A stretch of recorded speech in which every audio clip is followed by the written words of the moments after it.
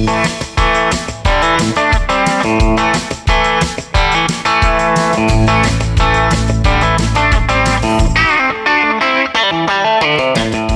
is the Great Alaska Hunting Podcast. I'm Dalton Gray. And I'm Ryan Humphreys. Broadcasting from our hometown of Fairbanks, Alaska. This show is brought to you by Stealthy Hunter. Thanks for listening and enjoy the show.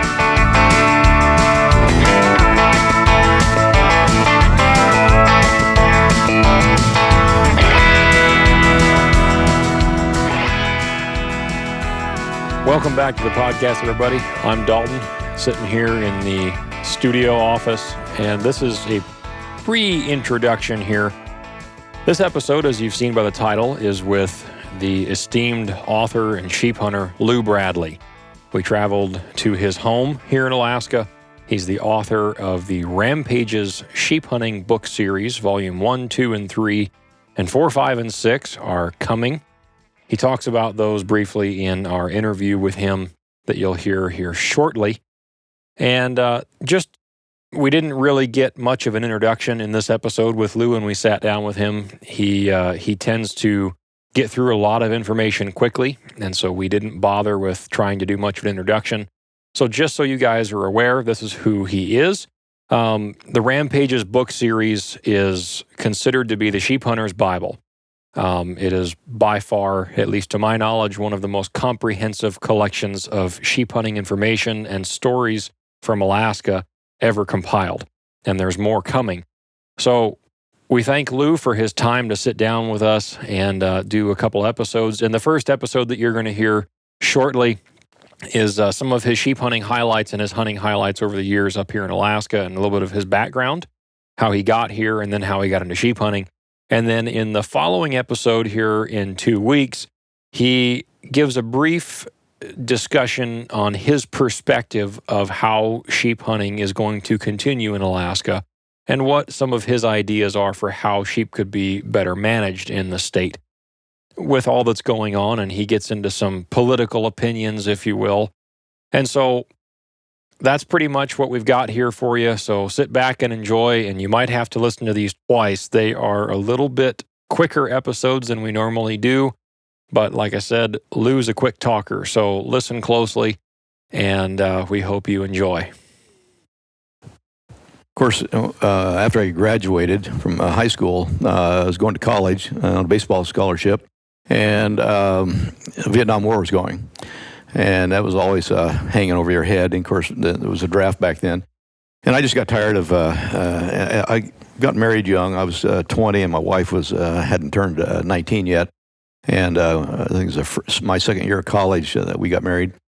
And so I just, and a lot of buddies were going over to Vietnam and coming back in pine boxes because they only got 8 weeks of training. And, I wanted better training. So I just went down and signed up, and when I signed up for 3 years instead of 2 years. And so I signed up for Airborne Special Forces. And after I got back to the training at Special Forces back at Fort Bragg, some really interesting guys. The guy's name was Sergeant Major Booze. I mean, you can't forget that name. And boy, lieutenants and other people coming through there didn't give him any kind of crap because he had been in there for a long time and was a tough old guy. And another guy's name was Staff Sergeant Dupas. And so anyway, those guys took a liking to me, and they said, "Son, you don't really need to go to Vietnam." He said, "That's a hellhole over there. You have to shoot women and children because they have guns and stuff." And he says, "You just don't know who the enemy is. Where would you like to go?" And I said, "Well, I'd like to go to Alaska because I want to hunt."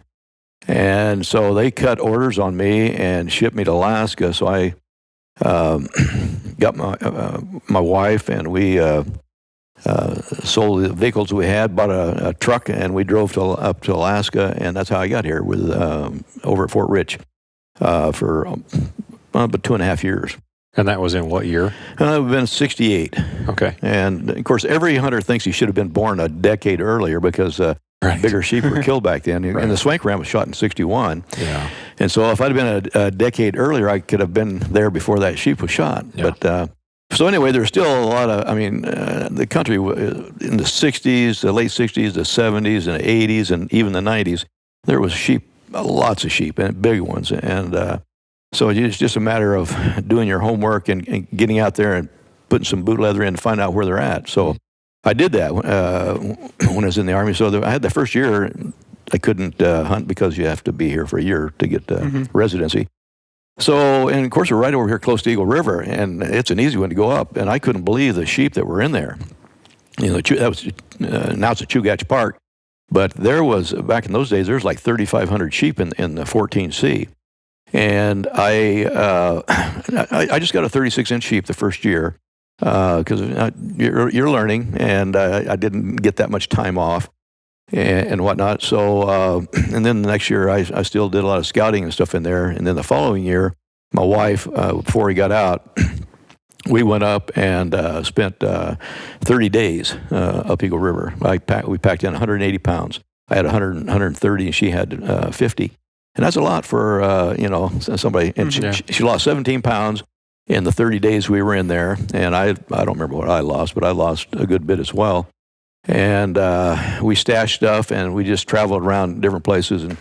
And we were staying with a guy that was a teacher, and he had a student that didn't have a father, and so he wanted to take him hunting. So we'd been in there for 2 weeks before the season opened, and they walked in, and then we took them up across from Icicle. It would have been Heritage Falls. And they shot a couple rams, and they were happy with them, nothing large, but... and I shot a goat, and so then we took them out, and then spent a couple days, went back in, and then my wife got a 39-inch ram, this one right up here, and then I shot a 40 and a half, and there was bigger ones in there, but like I said, I'm learning. My gear's not all that good, and I was satisfied with what I got. And so anyway, that's how we got up here. And, of course, the military time was over, and we were leaving. So I drove back outside and finished college. And then I told my wife, we had a son. He was 9 months old. And I said, I really want to go back to Alaska. And so, and of course, the grandparents aren't happy about that. You got a grandkid.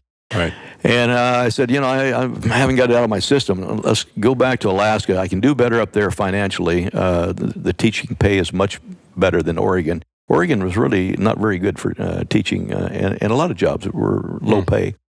And it was in a logging community. And so, I enjoyed when I grew up there, it's a lot more liberal now because that whole city system from Eugene all the way up to top of Washington there is the liberal strip, as I call it, and even the University of Oregon where I went, it was terribly liberal, and I didn't appreciate that. But I got my degree, and I went an extra year because I was going to be a PE teacher and a coach, and there was no jobs up here in Alaska at that time because Alaska hadn't really started booming, and so I went an extra year and got a certificate so I could teach all subjects up through 8th grade.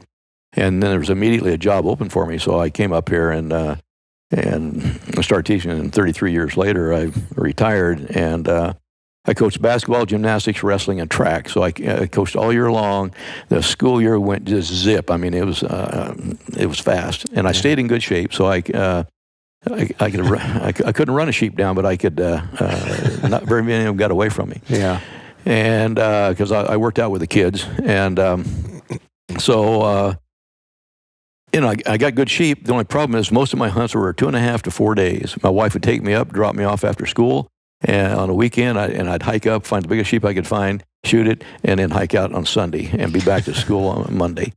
The thinking back then was, this is going to last forever, and if I had it to do over with what I know now, there wouldn't be a sheep safe in the state. What I'd do is I'd take a week off of school, 5 days. And the 2 weekends on each end, I'd have 9 days. And I really believe back then that I could have shot a 40-incher every year, and a number of years I probably got a Boone and Crockett ram because they were there. You just need the time. Yeah. And I just didn't. I just felt like my job was more important at the time, I guess, and I was happy with what I was getting. And and it's better than most, and I thought it would last forever. If I knew it was going to come into this, I would have taken more time earlier. But trying to establish yourself as well as a teacher and coach, and you can't be. I missed school the first day of school twice, and my administrator covered for me. Today, you'd probably get fired. You know, but well, I think it's a pretty good introduction to the podcast, so might as well say welcome to the Great Alaska Hunting Podcast, everybody. I'm Dalton. I'm Moe. And with us today is Lew Bradley, author of The Sheep Hunter's Bible, as we like to call it, Rampages, Volume 1, 2, and 3, and now working on several more. 4, 5, and 6. I've got about 1,900 pages. I'm just waiting for about 7 people to finish up their stuff, mostly on bush flying, the history of taxidermy, and a few other stories, but that's pretty much it. Yeah, and so Rampages covers your early years of all your sheep hunts up here when you got to Alaska, and then progresses into other people's sheep hunting stories, and then even on into more data about Dall sheep in Alaska. Right. And so the 4, 5, and 6 will be a continuation, kind of an update, but a lot of new faces. There will be a lot of new hunters, because in selling the books, I ran into people I didn't know before. Yeah. And some of them were, had done really well. And so have some great stories. So a continuation of that. And then, of course, like I think I already mentioned, 3 new areas are going to be the history of taxidermy, bush flying, and then photography. I got, it's nice. We all want to go out and shoot a big ram and have it on the ground with us and everything, but it's nice to see them on the hoof and still alive, and some really big ones that make it through. We can't kill them all, and I really like finding an old set of horns because he made it through. He didn't get shot, and he passed on his genes, and that's the beauty of being a carver and going out and looking for horns, or a photographer. You're not shooting anything. You're leaving it on the mountain, and you're taking the horns home, and that's better for them to be carved or set up and enjoyed after they died than it is to just leave them out there to rot. And and of course, like Ryan Miller and Paul Claus, some of these guys that really take a lot of in photography. There's no limit. You can take a picture of 50 sheep in a day, and they're still on the mountain. You'll take pictures of them when they're bigger the next year. Which is cool. And, well, so let's just let's start off. So you and your wife and your young family moved back up here, got your teaching job, and then you got into sheep hunting. What in particular, I guess rewinding a little bit, drew your attention to sheep hunting to begin with? Well, I grew up. All I hunted in Oregon was black-tailed deer. My dad was a logger, and he, up in the woods, and he knew where all the big deer were at. So I hunted with him, and I just loved that. And of course, I was playing football, so later on, where he'd go over in Eastern Oregon and hunt elk and mule deer and stuff, I wasn't able to do. And I regret that now because he died not too long, at 68 years old. And I would have liked to have gotten him up here. He got a kidney disease, and I would like for him to come up here and go sheep hunting, and stuff, because he was a really good hunter. I saw him shoot that rifle right over there. It's a model, was it 64, 94, what do you call it, Winchester. The gun that won the West. Yeah. That was his first rifle. And he grew up in Arkansas, and when times were tough, and, he's shooting a .22, you didn't just waste ammunition. He'd wait for 2 squirrels to line up and shoot them, so he'd kill 2 with 1 bullet. And so I saw him when I was probably about 11 years old. We were up, and when they'd clear cut these units of timber, and leave trees along the side, then that thing would replenish itself, and new growth coming up, and deer would come out of the timber and feed in those places. So you go up there in the morning, and you could see them out in those units, and there was 3 bucks, and they have a cat trail goes up along like that there, so to keep the brush and stuff away, so a fire doesn't get into the timber. And they were out in the middle of that unit feeding. They're about 300 yards away. and open sights, and he said, "Son, do you want to shoot?" And I said, "No, I could hardly see him, and I didn't want to miss, and so he killed all 3 bucks. There's 7, I think it holds 7, and he killed all 3 of them, and unbelievable. I have no shooting that I've done that matches that. Yeah. So when he gave that rifle to me a few years later, because he was hunting elk over in Eastern Oregon, and it was kind of underpowered for elk and reaching out there. And then he was also getting where his eyesight, he had good eyesight out there, but for distance, but inside, when you're trying to line up the bead with the sight in front, it was fuzzy. And so he bought a 30-06 and put a Redfield 3-9 scope on it. And his comment was, "This is like cheating," So anyway, he was a great guy, and so I love to hunt. And so when I got in the Army there, let's back up a little bit.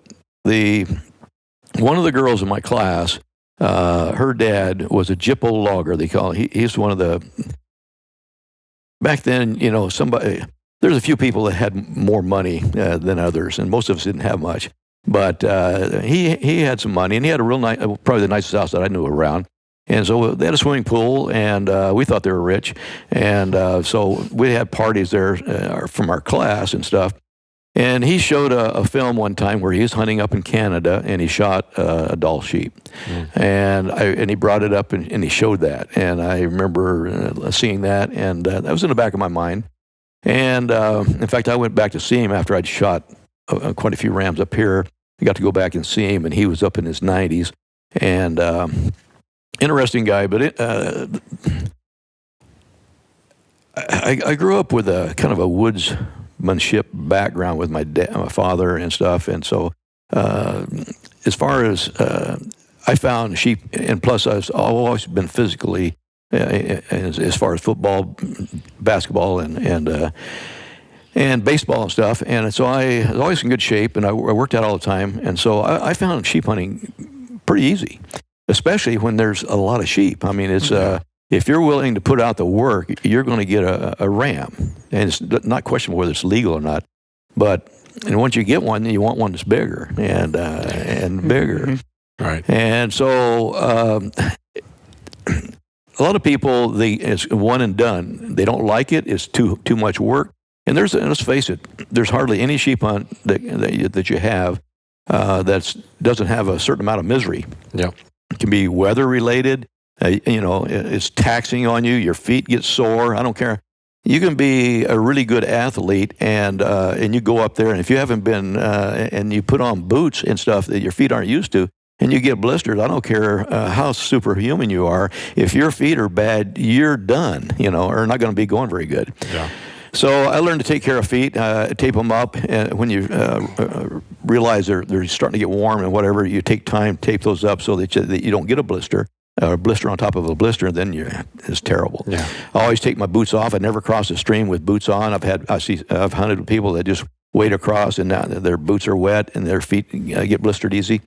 Certain things you pay attention to, and if you want to hunt hard, you've got to take care of your feet. And the other thing is get good boots. I mean, things have changed a lot. When I first started hunting, there's leather boots. There's no Gore-Tex. There's and the boots were harder on your feet. You get them wet and they dry out, or if you get them up around a fire and stuff, they shrink up, and so they're hard on your feet. Yeah. And so the hunters today, including myself, I have some good gear. Everything's improved for the hunter, but nothing is improved for the sheep. The weather's against sheep for the last 30 years. Very little predator control. There's hardly any trapping. So there's more predators out there after the sheep. And biologists have always said that hunters kill somewhere between 2 and 7% of the game, whether it's moose or sheep. So weather's a number one killer on animals. And the second thing has got to be predators. Now, some things you're never going to get predator control on is eagles take a lot of sheep. Yeah. When they're first born, up to the time they probably hit maybe 30 pounds or something like that, an eagle can come over and he can hit one of those young ones growing up, even when they're 30 pounds, and knock them off a cliff, and he pick them up down at the bottom. He doesn't have to grab them. But 7 to 10, 11 pound, you look it up, an eagle can haul that much, especially if he hits and grabs them, and he's got a downhill flight. He can take them right up to the nest sometimes. And I found below nests and stuff, I found little legs and stuff. A little sheep, a lamb when it's born, they only weigh like 7 pounds, and their legs are no bigger than your finger, and the little hoofs. I found wolf scat that had little like your fingernails, size of your little fingernail in there, and all that is, once they digest, all that's left is white hair, a few bone fragments, and the hoof doesn't digest at all. And I've got some that I could show you later that I've taken to different things, and you dump it out there, and it's amazing. And a wolf, when it's hungry, if it hadn't eaten for a few days, they could probably down 3 little lambs, hoofs, and the skull and everything. Just when spring comes and the ewe has that little one, she needs to get to mineral licks because she's lost as much as 25% of her bone density from the winter, and of course also putting in that little lamb. And so she needs to get down there and replenish herself. And so they'll be bringing those lambs down when they're maybe 10 pounds, and going from wintering grounds to summering grounds. And those summering grounds, a lot of times, that's where you get these mineral licks. And you'll see, and usually they're traveling along glaciers and stuff to get back to their summering grounds. And the dirt and stuff like that will have all these hoof and predator prints and stuff like that in. And so they're following those gals back there. And I found places in the size of this room where there was 4 lambs that had been killed, and that all that was left is a little white spot. And then as I traveled on up and down the glacier, I was finding wolf poop, and when I kept some of it, and that's where I found those little hoofs and stuff in it. So they're nailing. They can't stay up there because there's not enough for a wolf to survive on, but they know come spring, they've learned that these little ones are going to be available. And they probably get some, excuse me, they probably get some ewes as well. Mm-hmm. But in the rams, they come into spring really weak because they use up their fat supplies. Well, I'm not used to talking a lot, so I don't have my old P voice. Let's get this here kind of a cough. But the ram has used up all of his fat supplies, especially the old rams. So he's vulnerable. And he can outrun a ewe for a little ways, but in the spring, if it's an extended spring, and a wolf comes upon him, and they give chase, pretty soon the ram, he's running out of gas, and that's why they catch him. Yeah. So then, just trying to build the backstory here for folks that might not know who you are necessarily and know or are familiar with some of your early on stories. You talked about a lot higher numbers, obviously, back when you first started sheep hunting up here, and populations were a lot better, and more rams of that trophy class were more readily available, and that was obviously before the Chugach Park was instated. Right. And so maybe tell a story that maybe sticks out in your mind as, I don't know if you could pick out a favorite, but just kind of give us an overview of what a hunt back in those days would have looked like. Okay. Well, probably one of my favorites, and it was a tough hunt.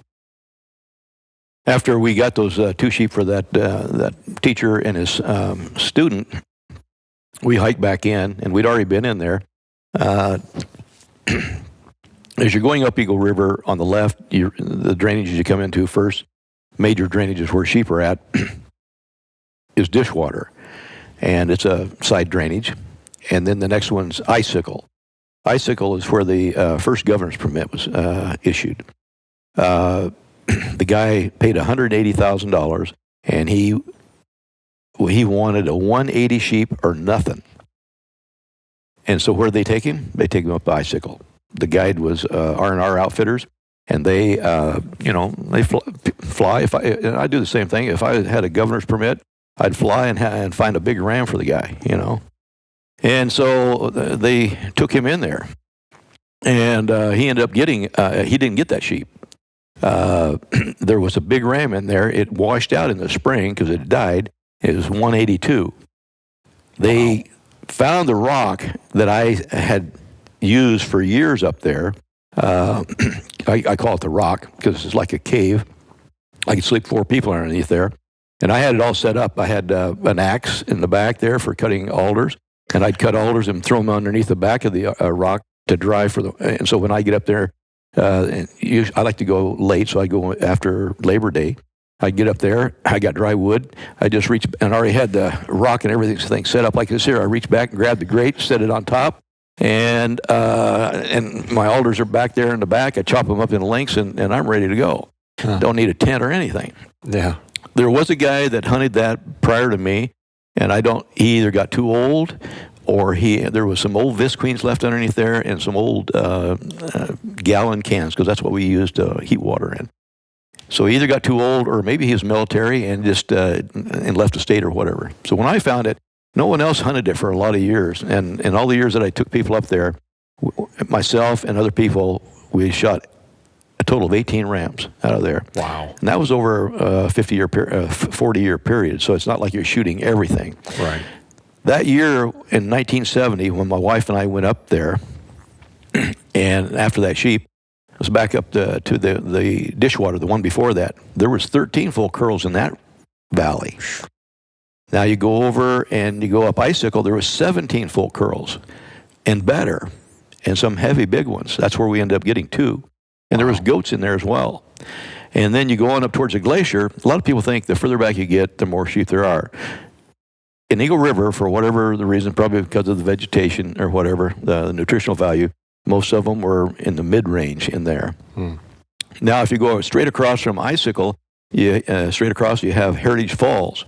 We went up there, and I didn't even count the number, but on the mountain to the straight ahead up to the right, there was 13 full curls on that mountain, and it seemed like all of them were big rams. There didn't seem too many small ones. I think probably didn't pay attention to those anyway.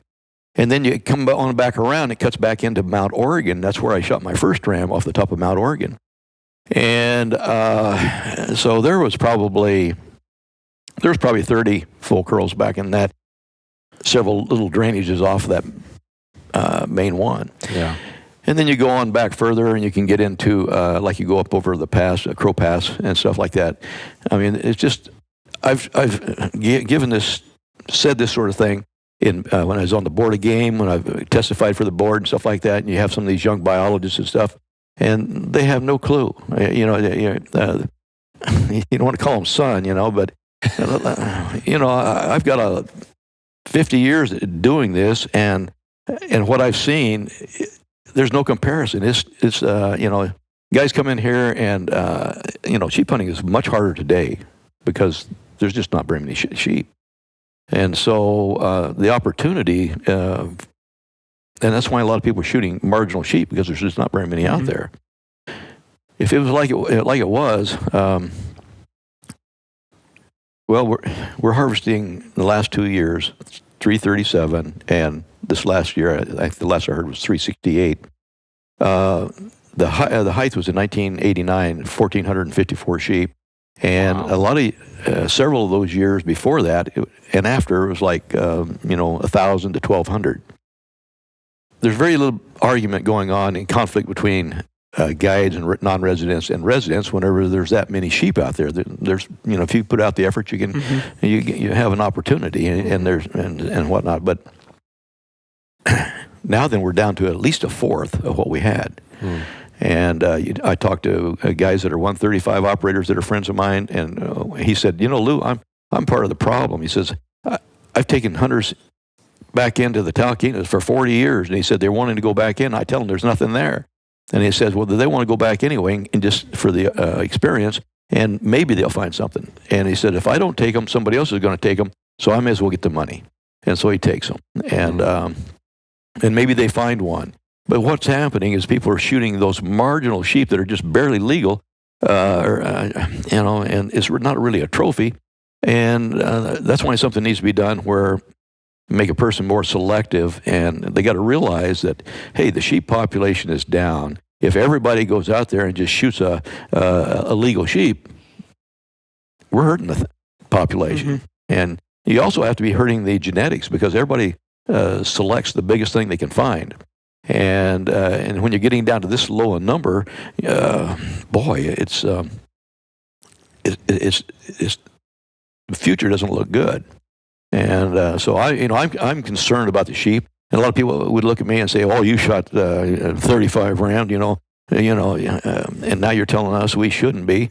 No, I haven't shot a sheep in 14 years, and I've taken my son and my grandson. And we only get 50 pounds of meat. Why? I don't need. I go deer hunting, and I like the deer. Actually, is better than sheep. A lot of people would they have to try it and find out it is. But people say sheep meat's good because they work so hard to get it. It's probably tender when they get out, but and it is good. But sheep need some help. There's no need for me to go out and shoot even a 40-inch sheep, because I've shot lots of those. And so I almost, at this stage of my life, I turned 80 this year. My wife and I have been married 60 years. And I don't, for me to go out and shoot a sheep, I feel guilty because I've shot so many and there's so few. And so I'd rather leave. I'm not going to shoot something that's only thing I'd shoot was if it was up around 45 inches and going to be high up in the book. And that's the only time I'd shoot it, because it's going to be old, first of all. And like I said, I probably wouldn't shoot it anyway. I'd take my son or my grandson. So I've done enough. I don't have to do any more. And so some people say, well, can you still do it? Yeah, I can still do it. I work out every day. I got weights downstairs, and I run the stairs and stuff like that. Can I do it like I used to? No, but I've got plenty of time. And it isn't all physical. A lot of it's mental. I know guys that have all kinds of physical ability, but they don't have any mental ability. Now, there's two kinds of mental abilities. There's mental as far as smartness, but there's mental as far as being able to put up with misery and stuff like that. That's a total different kind of mental toughness. And that's why a lot of people, and it's great, because if everybody was a sheep hunter and they were all successful, there wouldn't be any sheep. They'd be, they'd all be gone. So, but I don't know if I answered your question. Oh, yeah, you did. And I appreciate all the side notes. And if you have anything to add here, Mo, as we go along, you feel free to jump in. Now seems like a good time to add. I was thinking, I've read a little bit of your book, of your book series, not a lot. I don't have a copy of them yet. Well, I understand. There's a lot there, and not everybody's going to read everything. I want to. For me, I didn't sheep hunt. My first sheep hunt was last fall. He finally talked me into going with him. I went as a packer on a guided hunt, and I liked it so much. We didn't get anything, but I liked it so much. I hiked into the mountains by myself for a few days after that. Well, good. And still didn't get anything, but had a good time, and I'm going to do it again. Sure. Well, it's I didn't answer his question. How did I get addicted? Well, after that first hunt, there's different ways of looking at it. I think it's a challenge. It's also getting up in the mountains and being there with the sheep in their environment. That's not everybody likes that. A lot of people want to be. They're too cityfied. They want to be back where life is easy. Well, I look at it different. I enjoy the challenge, and to me, a sheep hunt needs to be more than just pulling the trigger, killing a sheep, and getting your picture taken and getting out of there. As I'm going along, I'm looking at driftwood, odd-shaped rocks. I take pictures of streams, vegetation, and stuff like that, because it helps me in my carving. And, it gives you a mental picture. And so, and flowers, I mean, holy cow, I got a picture of flowers in the first series there. And so I tell people, I said, it doesn't have to be just the kill picture. If you got an unusual shot, here I am going down a really steep gorge, down like it's here, and here's a rock on the side, and there's a little blue flower coming out of that thing, and I said, it kind of lifts your spirits, and to see something like that, and very little dirt there, but it's dug in and it's surviving. And, stuff like that, I find neat. Pikas and hoary marmots. And if you don't enjoy the surroundings of the things that are there, you're not really going to enjoy sheep hunting. That's why, you take a lot of these guys that's another reason why I decided not to be a guide. Some of them will appreciate it, but you get too many of these guys that come up and they have money, and all they want to do is get back to their job, make more money. So they get there, they expect you to have, some of them, not all of them, they expect you to have a big ram spotted, and they want you to take them up and get it the next day.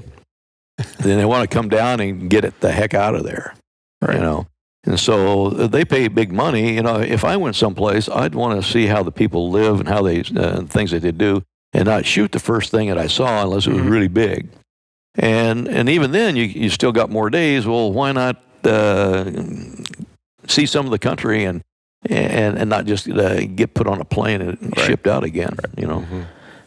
Actually, on my way out, it was snowy, sleeting, socked in with fog, and I was relying on a GPS to find my way out because I couldn't see 100 yards.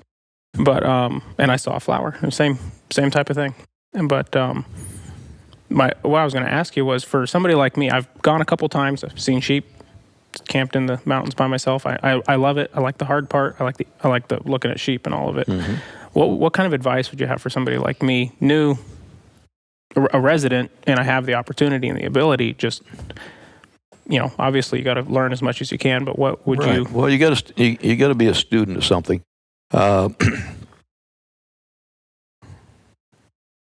There's no substitute for just going. Mm-hmm. But that being said, you can only go so much, and you can only cover so much ground. Back in, it's hard to compare. Back then, I could go up almost any drainage, and you get back far enough, and you're going to run into a lot of sheep. So you're talking about success. Success is different things to different people. But everybody wants to get a sheep. Right. So that's why you're out there. So to increase your chances of getting a sheep, several things you can do. Scouting is number one. You can scout either with a plane or on foot. A plane, you can cover more ground, but it's also expensive. When I first started, I had, my backpack was not very good. I did get fairly good boots, although there wasn't really good boots back in those days. And your gear and stuff like that. But I kind of lost my track where it's going here. What was your question again? What advice would you have for a new sheep hunter? Okay. I would, what I did when I first got up here is I got a map. Mm-hmm. And I got out the Boone and Crockett, and I put of course, people, I didn't probably realize that at the time, but people don't always say where they got the sheep exactly, maybe a different drainage, whatever. But it gives you somewhat of an idea. So if you start pointing on that map, putting places there, pretty soon you start seeing clusters. And it gives you an idea of where it's at, where some of the bigger sheep are being taken. If there's big sheep taken there are also going to be some smaller ones. Mm-hmm. And so I did that. And, of course, I was real close here to, if I'd been stationed in Fairbanks, it would have been a whole different story. So I was going up Eagle River, and there was, I was hiking in there and spend the time, and I bought a spotting scope and stuff like that, and a camera and whatnot, and shoot, I was finding lots of sheep, It's like, is it this way everywhere, Now, if somebody had been following me that didn't have the same mentality that I have, they might not have enjoyed it at all, or even wanted to go sheep hunting. I had some guys in the military. A lot of those guys, very few of them were interested in hunting.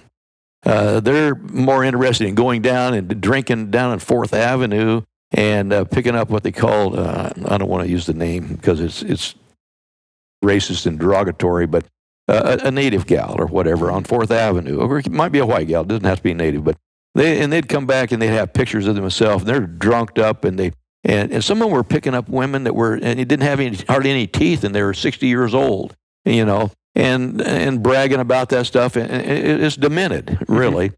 And they're young guys that are away from home, and they haven't, I was married. I didn't need any of that stuff. Mm-hmm. I wouldn't have anyway. That's not me. And so they made a comment because I was buying this stuff and getting ready, and I was always going up in the mountains and stuff like that, hiking and stuff. And they were kind of laughing, but I could kick most of them butt, you know. And I was married, and they were younger than me. And I told them, I said, listen, guys, I said, you know, I'd rather see a big ram in my spotting scope than a nude woman. Oh man, they thought that's you're weird, you know. And I said, no, it's a lot safer. And but that's the thing. I was married. I didn't, I was more interested in the sheep, and these guys their hormones were running. They're like a ram in the rut. So anyway, most of them don't do that. So back to your question, I would, and like I tell a lot of guys, if you can't afford to fly, pick a drainage. Do your research. My books will tell you where all the better sheep are at. And the statistics chapter in the back of volume 2, I think it is. It's 50 pages, and it, you can find out where most of the bigger rams are coming from. And then pick a drainage. Some of you may have to fly into, some of you have to really hike into, but hike in there, and if you got the time, and spend looking. That way, if you just go cold turkey, you go in there and you may spend 10 or 12, 14 days and not see anything because, but you at least check it off. Mm-hmm. And then you go to another one next time. And I had a really distinct advantage because I was a teacher and I spent 9 months. I had 3 months off in the summertime, and I could do a lot of hiking. I did very little flying. Almost all my hunts early on were hike-ins. And for a couple of reasons. Another one is I don't like people knowing what I get, because if I go up with somebody to fly me in, and I come back with a 45-inch ram, right? Now then they're going to be putting somebody in there the next year, right? Mm-hmm.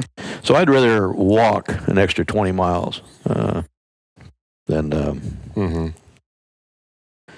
But today, if it was me, I think I could kill a ram every year. Yeah, I'm not saying it's going to be it wouldn't be a monster, but because there's not many monsters being taken, and people say there's more hunters than there ever was. And that's not true. It just seems like it because there's not very many sheep. So they're concentrated. Yeah. Well, let's put it this way: the guide population has tripled since in 1988 when the Osage ruling came out and they didn't allow exclusive guide areas. Back then there was like 200 master and register guides, and now there's over 600. And then they also have a lot of assistant guides and whatnot. They've gotten better. A plane is almost like a helicopter these days. They can fly up. They know what's there, although you can't see everything. There's stuff in the brush you can't see.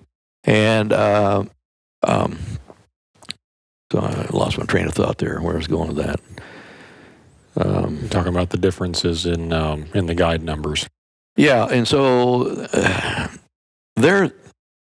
with the number of guides that there are, of course, what happened after they got challenged by the federal government, and feds took over management of sheep on federal land, and the federal government owns 60% of Alaska. So Jimmy Carter, cut out 25% of the southern Wrangles, which is was where a lot of big sheep came from. That took 25% of the sheep out, and also the gates of the Arctic took another 6 million acres. And so those two things really hurt things. And of course, in the park over here made 14C, and that just forced the other hunters out into the open areas. Yeah. And so the guiding thing got out of hand because on state land, because there would be too many guides, and guides are. I've heard them say that this themselves. If you put a bunch of wolves in there, each guide is a wolf or whatever. You put one in there, it's no problem, and you get several packs in there. It's the idea that if I don't get it, somebody else is going to get it, so I may as well take it. Now the problem with the state land. There's only, with the natives own another 11% or something like that, so there's only like 28% that the rest of the hunters, guides, can hunt on and have a guide area. And so sometimes there may be 5 competing guides in that same area. And so when you do that, they don't tend, some of them don't tend, some of them do. They're conscientious. They know that for down the road, for a sheep population to remain where they can keep getting sheep every year, that they can have to limit what they take. But then you have some that come in there and don't go by that concept, and are just money hungry. And then so things get cleaned out. Mm-hmm. And today, a sheep, when I first started writing the books in 2007 or 8, a sheep hunt was like 10.5 that was probably the upper end. And now then, last year I know in one in the Brooks range they got 42.5. And so in Canada they're getting more. And now a sheep hunt in Canada for a stone can go up to 120,000. Right. Yeah. So sheep hunting has become a dollar thing, and the sheep's almost got a dollar sign on him, and which is a shame because there's not the appreciation. And I think that we've allowed that to get out of hand, and our population is down and struggling, and it needs some help. And so it's going to take a lot of understanding on guides and residents and biologists and stuff to come up with some stuff that's going to help the sheep. We've arrived at a point where some drastic things need to be done to salvage the sheep population so they can start coming back, and people are not going to be able to have the opportunity they had before. Mm-hmm. It's just that simple. Everybody's going to have to give some, and the Constitution says in a time of shortage that you manage for the resident first. Well, we're beyond that. We still need to manage for the resident, but now you even need to manage the resident because there's not enough sheep just for the resident. So anyway, it's almost like the federal government with Democrats and Republicans. They can't decide on anything. Right. Well, in our state, legislature is really well known for following the Constitution. Right. Yeah. My wife says don't get him started on politics because she doesn't like for me to talk about politics. Well, yeah, we have talked politics on this podcast before, and that's not something we're afraid of. So, and what I say is, I'm 80 years old this year, and by golly, I can say what I want. Exactly. Amen to that. Well, for the gear enthusiasts out there, I'm not. I don't want to pass up the opportunity, and there's an interesting section in one of your books talking about sheep hunting gear. Sure. And I think it'd be interesting just to take a couple of minutes and talk about, now you already mentioned footwear, and I know that there's a lot of things that have changed, but you had an interesting evolution in your rifle selection over the years. So maybe just for a minute, just talk about what you kicked off sheep hunting with, what you went to next, and then what you ended up with nowadays. Well, when I got up here, I realized that I wanted to hunt sheep, and I need something that was long, flat trajectory or whatever. But you also run into brown bear or potential to hunt brown bear, although I never really gone out and just hunted them, but I have had to shoot a few because of incidents you run into, in the brush with them. Yeah. And so I wanted a rifle, and I studied ballistics and whatnot, and I came up with 300 Weatherby. So I called my dad, and because things were cheaper outside than they were up here, and they didn't have much up here as far as Weatherby, back in those days. That's, if you go back to the 60s, that seems ancient maybe to you guys, but to me it seems like I graduated in 64, and then the 60s seems like not that old, but now it is, kind of. There wasn't that much available. So anyway, my dad went down. He went down to a local store in Eugene there, and was looking for a rifle for me. I told him what I wanted. I wanted a German-made 300 Weatherby.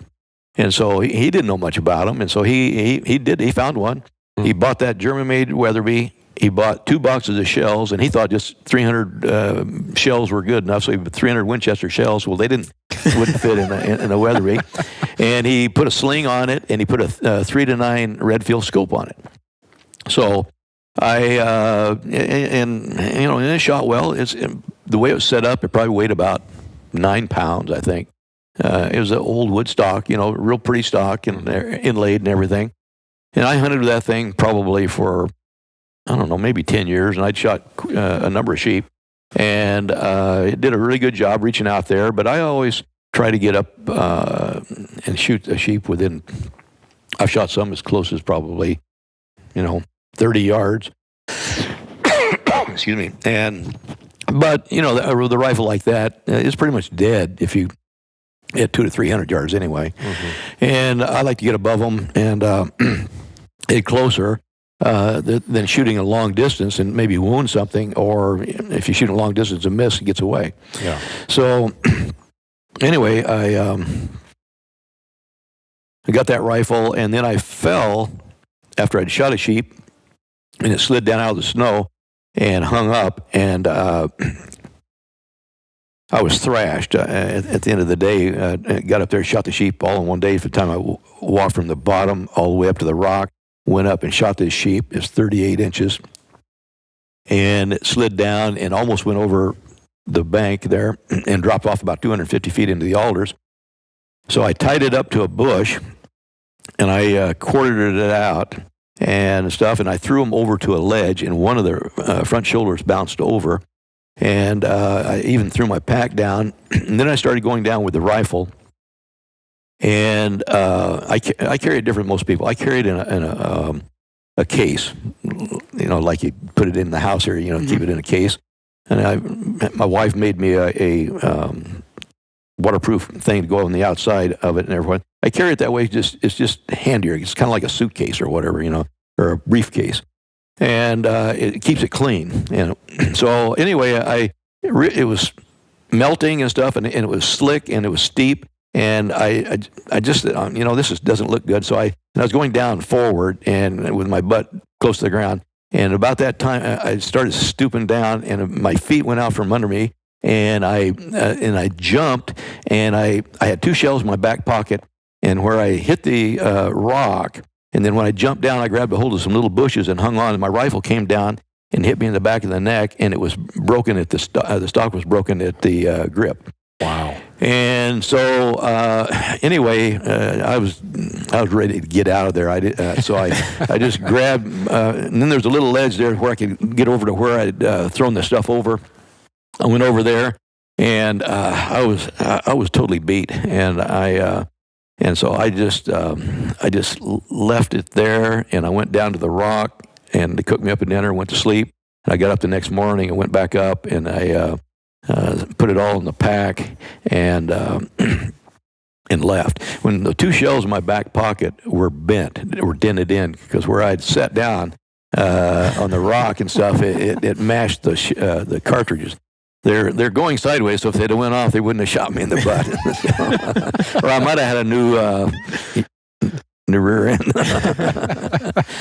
Anyway, that was a tough hunt, and that's where I started out with that rifle. I shot 30 sheep with that rifle, and never had a problem. But and I restocked it. I came back and I drilled stuff, and I put aluminum pins in there. And about 4 or 5 years later, I took another fall, and I rebroke it. And so I ordered, as the first year that Weatherby came out with a carbon fiber stock. Well, actually, it wasn't carbon fiber. It was some kind of composite, but it was heavy. And I paid, my dad paid $375 for the rifle, the shells, the sling, and the scope back in '67. So I go down and down here at Chimo Guns in Wasilla, and I ordered that stock, and it was $425 just for the stock. and it was heavy, but it was strong. Yeah. And so it's still on the rifle out there. And then I, over the years, it had lost a lot of bluing. And so I took it down and had it armorloyed by a guy in Anchorage there. And I put a brake on the end, because that little 24-inch barrel had a pretty good kick to it, popping up. And so that brake helped it a lot. So then I ended up hunting moose out of a boat down off the Alaska Peninsula, a 90-foot boat, and they put us ashore, and we went over and I was hunting inland down at Yantarney Bay, and there was a moose. We went in the brush, and it wasn't a real big moose, and so I didn't want it, but these other guys did. So they set up. I went over to run it out of the brush, and when I dropped off, I had that in a case. I ran into 2 brown bear on a stream, and they were both bedded down. Their bellies full of salmon.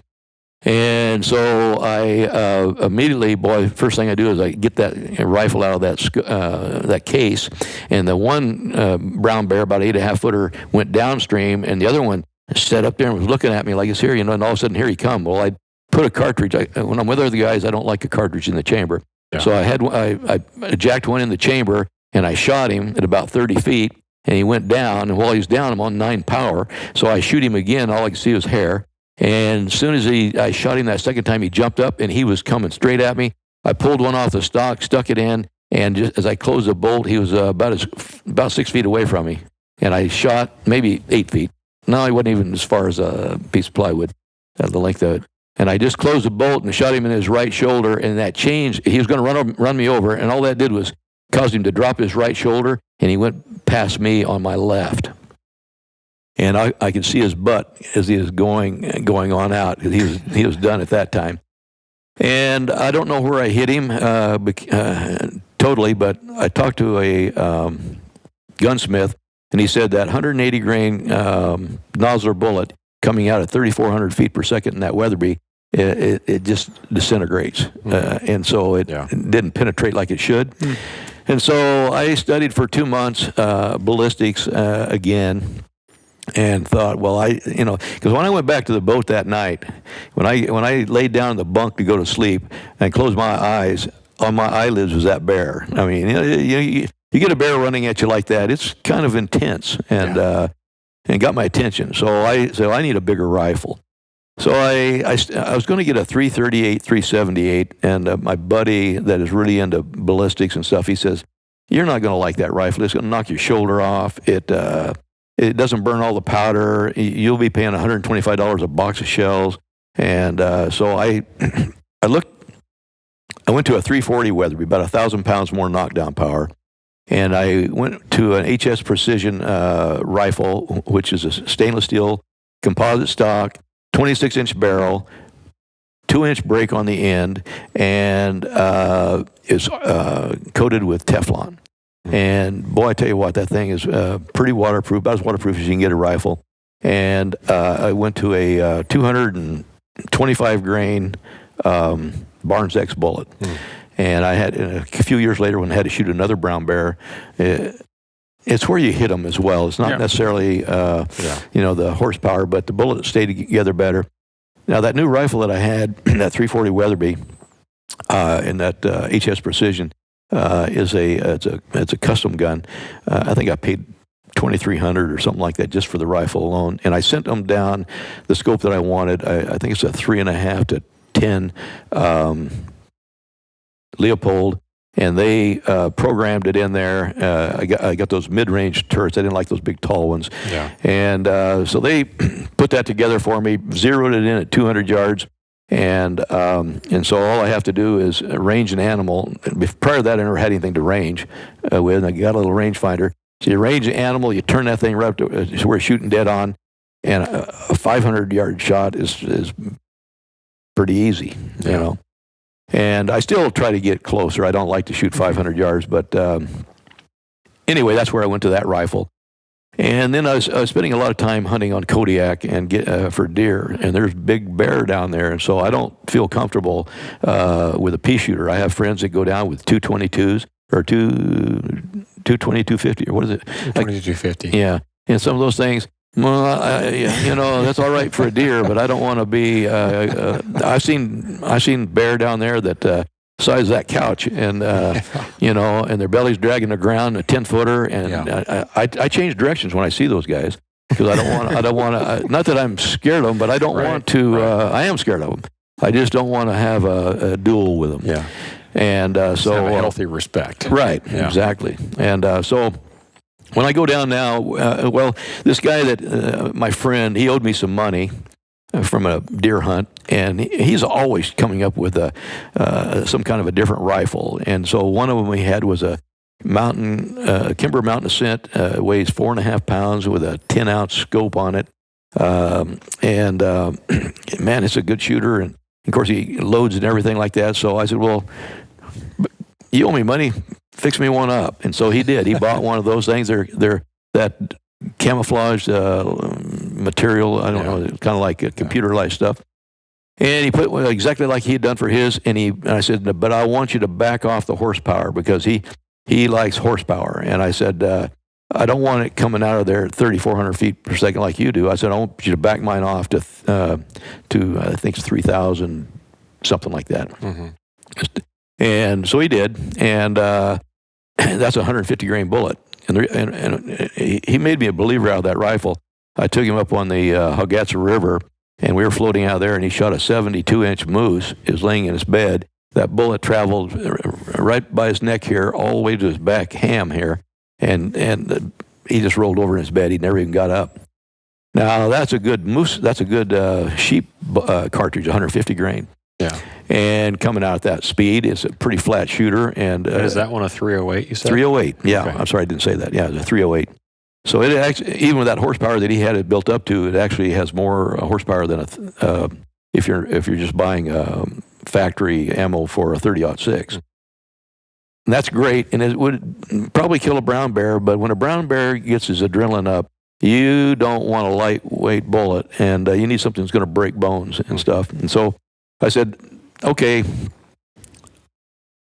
but when I'm in the bottom, I want a bigger bullet. So he loaded me up some 240 grain Woodley bullets that are more blunt, and you're shooting in close range. You're not worried about the trajectory of that thing. Yeah. So, and it's got a little clip in the bottom. So and it's easy. I get up and I spot a sheep up there. You just take that clip out and put in your 150s and go with that. But so it's a good rifle. But when I go to Kodiak, my son carries that, and I still carry the 340 and we hunt together. And if there's a bear issue, I don't want the pea shooter. But anyway, that's how I kind of went to the different rifles, and that one is a really good sheep hunting gun. Yeah. They all three are. Yeah. But they're heavier. Yeah. Do you recall what your farthest shot on a ram was? Yeah.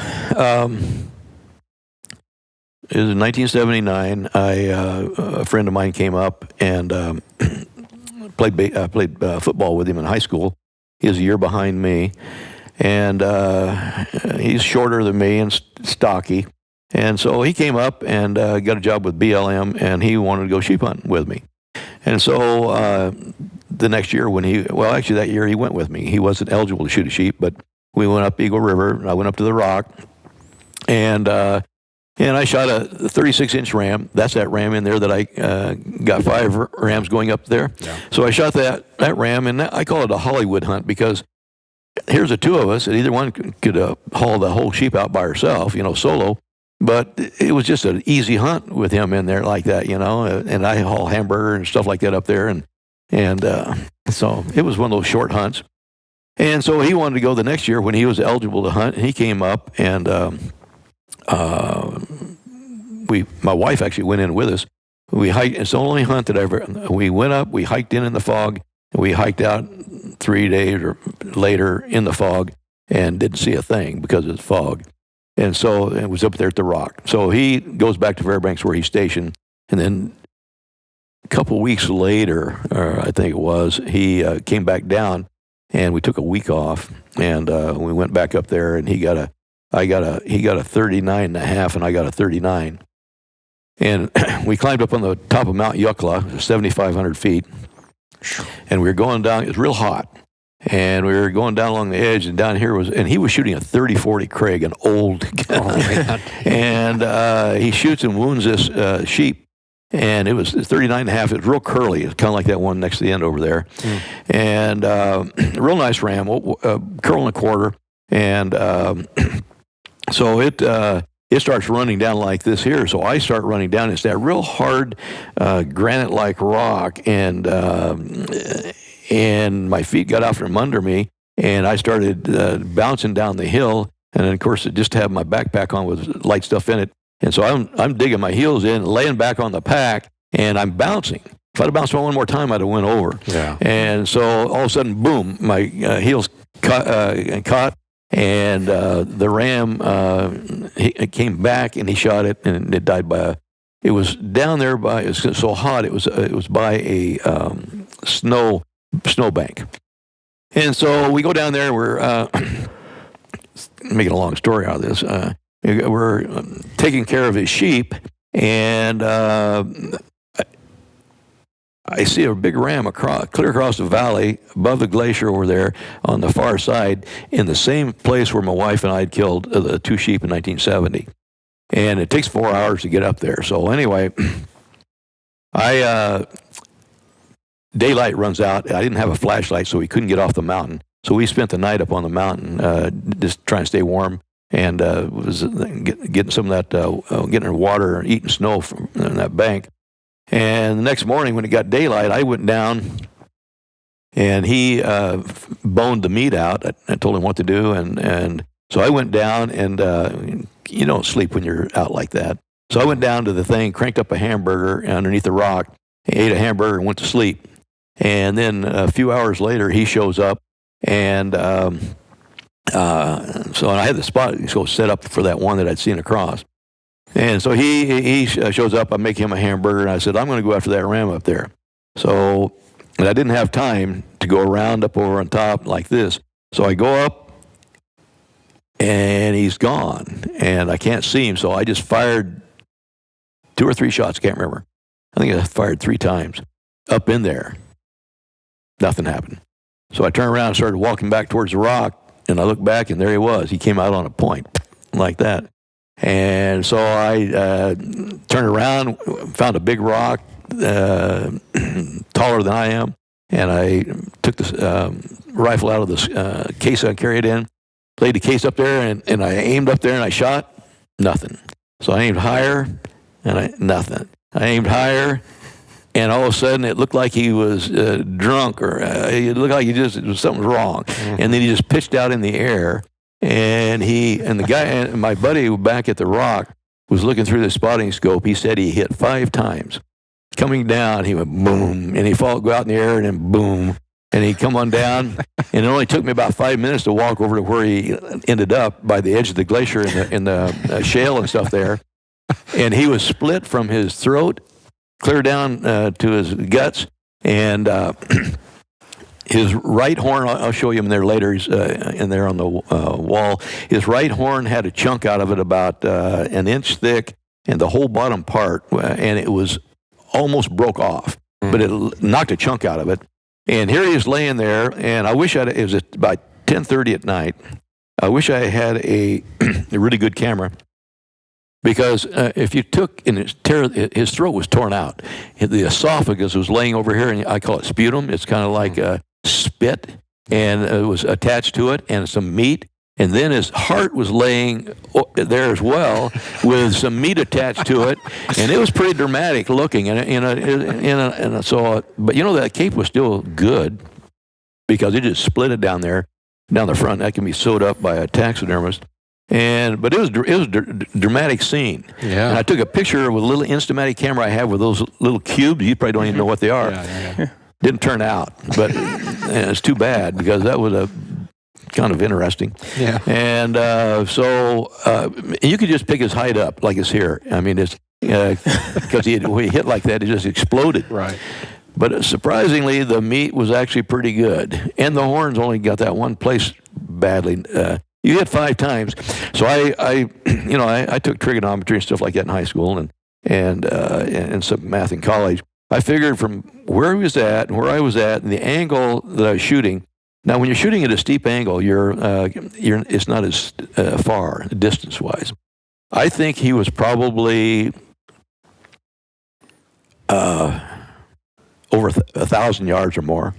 And but that would make it less at the angle I was shooting, yeah. and I was just aiming above him. It was a luck shot. It wasn't anything that I could have shot a dozen times and not hit him. Yeah. But I did just happen to luck out and hit him.